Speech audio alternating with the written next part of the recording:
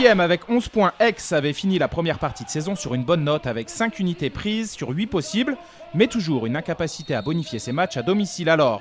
Après un bon tour de Coupe de France remporté à Montélimar, la venue de Cesson était clairement biffée comme un objectif prioritaire.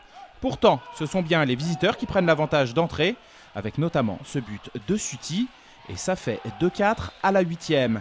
Cesson replie plutôt bien et peut même compter sur des arrêts de Robin.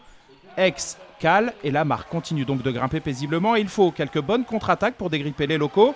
Karabatic, 8 buts à 100% et tout frais champion du monde, électrise la salle. Et de 7-10 à la 20e, la marque va passer à 12-12 à la 27e. La défense aixoise est pressante et facilite le travail de Ploquin dans les cages. Derrière, la sanction est immédiate par Gogny-Léoz.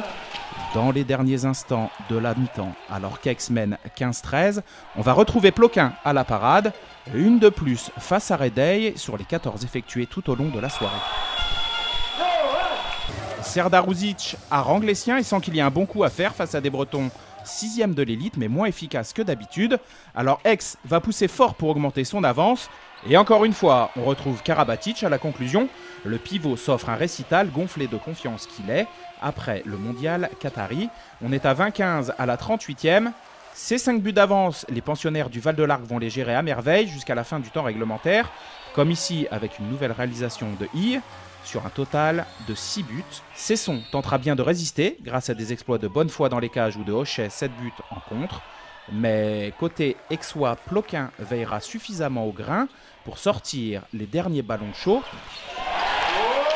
32-29 à la fin du temps réglementaire. La victoire est dans la poche pour Aix qui grimpe à la 9e place. Cesson est tombé sur plus fort mais reste dans la première partie de tableau.